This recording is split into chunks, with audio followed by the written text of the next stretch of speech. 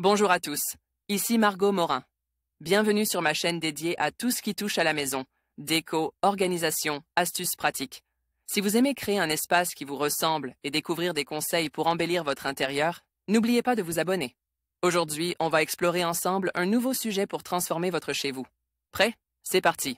La rénovation thermique d'un bâtiment résidentiel, immeuble ou maison, signifie pour ses occupants de s'engager dans un long et très coûteux processus.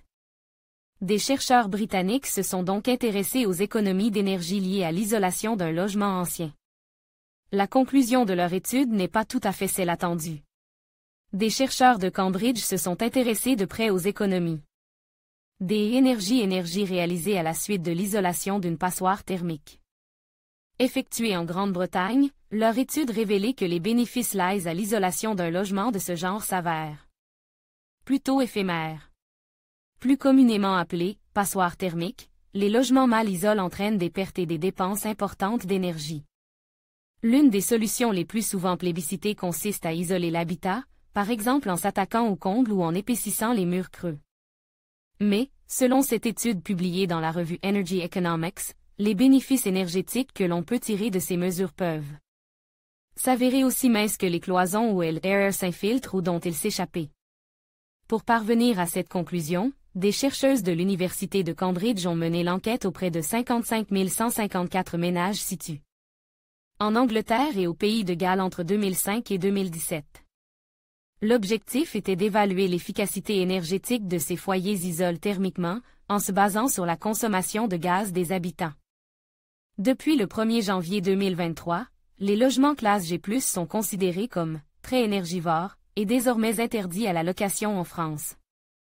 Suivront les logements classe G puis F et E. Ocean Prudé, Adobe Stock travaux d'isolation à durée de vie limitée.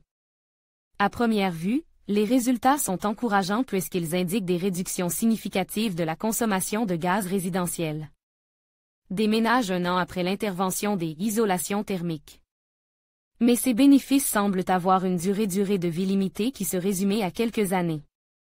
Les économies d'énergie réalisées grâce à l'installation d'une isolation des combles disparaîtraient 2 ans après et 4 ans après pour l'isolation des murs creux, précisent les chercheuses qui en dirigent les travaux.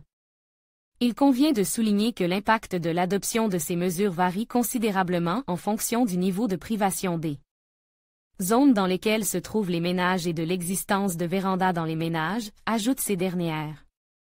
En France, plus de 7 millions de logements sont considérés comme des passoires thermiques, selon des estimations de l'Observatoire national de la rénovation énergétique, ONR. Depuis le 1er janvier 2023, les logements classe G+, considérés comme très énergivores, sont interdits à la location en France. 2 ans plus tard, tous les logements à l'étiquetage G seront également soumis à cette interdiction. Une mesure qui devrait également s'étendre aux logements classe F en 2028, puis aux logements classe E en 2034.